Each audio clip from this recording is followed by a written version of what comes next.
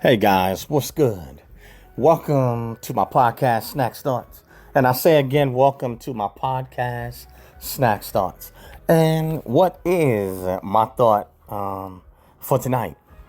Well, I had an epiphany, earlier today. And I guess every now and then we have those periods in our lives when we kind of reflect or we recollect, events and times past or, different seasons and events that occurred in our lives. And I was thinking about a time when I was, in my early 20s. I was in the military, and I remember at the time I was stationed in Florida, but I had finally got my first overseas assignment, to England, you know, at Upper Hayford. Oh yeah, the United Kingdom, you know. And I was thinking about the experiences that I had, and in particular, um, I tied it to these particular like artists or groups or even music. And music is a different language, you know what I'm saying?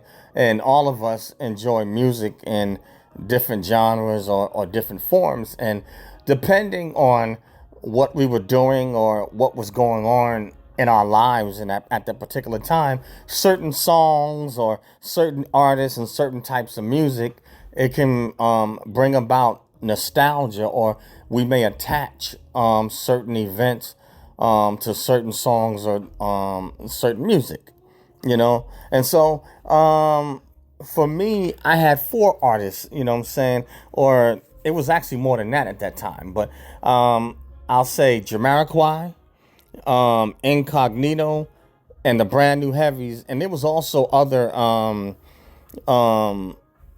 different artists, from Europe, at that time that tied into my life experiences, in Europe, or overseas at the time. And also, I would say that probably today, smooth jazz would tie, into all of that. But anyway, for me, when I left the United States for the first time and being African American, when I was in England, um, I never experienced liberty or freedom like that. It was the first time for me that I could freely walk around in grocery stores or department stores, and I didn't have the store detectives looking for me. Another interesting aspect was that in England, um, generally speaking, the bobbies or the cops don't have guns. Now their detectives, have guns, and they do have police officers that do that are armed, and do carry weapons. But your typical bobbies and stuff like that in England, they don't carry guns, which I thought was unique. But another unique aspect for me was that it was the first time in my life that, as a young African American man, I could walk around free in a country without having to worry about the cops profiling me and even potentially trying to get me, trying to lock me up or potentially do harm, or even making a mistake and unaliving. And this is, like I said, I love the cops, you know what I'm saying? No knock against the police force. And I got mad respect for police officers worldwide in any security force, But this is, part of my personal experience as a young black man, that came out of the ghetto in New York City, and I had went into, the military. But yeah, so it was the first time that I ever experienced that type of freedom, you know. I would say another would be let's see, I would say interracial dating and marriage, and at the time, when I went into the military, I'm trying to think. Let me see. When did I go in? I went in like the late, you know what I'm saying, 80s, you know, and then I got my first, overseas duty assignment, like 1990, late 1990. So you got to remember, in the United States of America now, where obviously, interracial dating and marriages become more accepted, and it's really opened up with Gen Z, generation, the millennials and Generation X, we were marrying out, you know what I'm saying? But I think Generation Z is where it's finally exploded. And it's it's beginning to start where Europe and overseas already is in terms of intermarrying and dating, But it's the first time I could date whoever I wanted, you know what I'm saying? And I could marry, whoever I wanted, across race, and there was no pressure. It was a social norm, and it was acceptable. I would say another thing, the respect that I got. When I left the United States and I went to Europe, I have to be honest, it was the first time that I felt like I was treated as an equal. When I was in Europe, just rolling around doing my thing, I'm just another person. Now, on occasion, there might be some Brits that might call me a Yankee. On occasion, they might call me a Yankee, but hey, no big deal. You know what I mean? But, they treated me, really nice, and I was able to connect with people. I found that in the overseas environment, like I said, the value of the person still matters. Whereas United States, when I compare, the two cultures, and I'm not just talking about England, I'm talking about Europe as a whole and also overseas, other countries that I've been to overseas, I consider the United States to be more materialistic. Capitalist is, capitalistic, but more materialistic, and it's also an individualized mindset society where everybody's an individual. Hey, no problem, you know what I'm saying? And we express ourselves that way, and it's like you better get yours because I'm going to get mine, you know what I'm saying? And so I understand that, and it does make the United States a very so to speak, a competitive society. Now, obviously, because of different decisions that have been made in our system, and then also with the lack of corporate social responsibility, taking many jobs and stuff like that overseas, it's done a lot of damage, to, our system and our economically in the United States in terms of opportunity and stuff like that. So the United States is still capitalist, and we still individually are, competitive and going for it. But it's caused a lot of wreckage and damage, especially to the middle class, and below. But definitely the middle class is caught it, But, it's different. Whereas Europe, in my opinion, yeah, it does have capitalism, but Europe to me was more, and overseas seemed to be more socialist. It seemed to be more, in a sense, more group oriented, but you have to pay higher taxes in order for everybody to have access, to healthcare, blah, blah, blah, all that good stuff. You do pay higher taxes in Europe. I think it's something like maybe 50-something%. I think it's something like I got to look at the tax bracket, But I know in Europe, the way they have their tax system is different from America. Now, any government is going to get their taxes out of its citizens, but Europe, they offer, like certain types of public fitness, facilities, where it's open to all. Anybody can use it. It is publicly paid for, but the taxpayer pays for that. And they have other, Japan has some things that are similar also. But whereas the United States, it's like we may have certain things that may be public, but we don't have necessarily public fitness centers and necessarily recreational facilities like they do in Europe, you know what I'm saying, or in Asia. United States, everything has to be paid for, so that's just the cost of capitalism. So that was some of the things that, that I remember. Oh, and guys, before I continue on, if you are interested in losing weight, taking care of your health, cutting fat pounds, and even belly fat and cutting fat in stubborn areas, I have the 5 best weight loss products, and I will leave the link in the description. And I highly recommend going to the website, buy the products, and also share, the website with others so that they can purchase the products and take care of themselves too. Next to God, your health is the best thing that you have next to God. Your health is the best thing you have. So you get one life to live and you have one body. So take care of it, guys. Anyway, back, to my story or my epiphany, But yeah, and I found life overseas to be much more soothing, relaxing, and it was much more simple. It wasn't as complex. It wasn't as materialistic. United States, this is a beautiful country, but I have to be honest, it has a lot, to be desired. And it's unfortunate what has happened, to the middle class and this wreckage that we got going worldwide.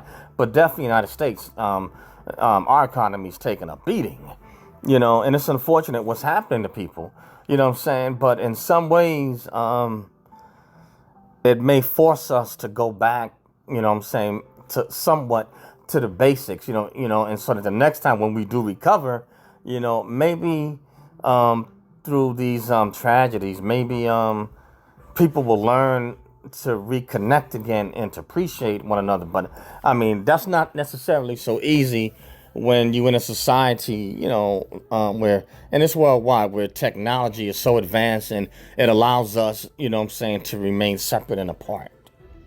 We may not come together, as we should. And even with the American family unit. Now, there's some families, obviously, that are close, but I just think that the American family unit, I think that we've gotten more so into, I guess, maybe ourselves, our technology, our goals and stuff like that, that we don't connect as we should, But that's just my take on it. But yes, and so when I mentioned these certain artists, I mentioned Jamiroquai, Incognito, and the Brand New Heavies, and obviously I did throw smooth jazz in there, but smooth jazz is more or less like my kickback that I listen to, more or less now, or especially once I hit like my late 30s and like early 40s, but. When I think about artists, which Jamiroquai, Incognito, and Brand New Heavies, majority these guys are from the United Kingdom. But when I think about Jamiroquai, I remember listening to his music when I was first stationed in England, and I remember his outfits that he had some cool fits, because Europe's fashion is different from American fashion. But I remember he used to wear like these certain hats, like kind of like a top or like furry hats, not necessarily a Kango, but he was a hat guy in his youth when he was younger, And I remember, some of the brothers that I hung out with that was in the military, and they like some of his music. I always liked his music, and they like some of his music. Back then, when I was in my 20s, some of the Americans loved it, and some they like some, and some they was like, well, it's different from what we used to. We wanted his, we into hip hop, R&B, or whatever American, style music. But my boys would talk about, the particular hats that he wears, and like his he's freewheeling style.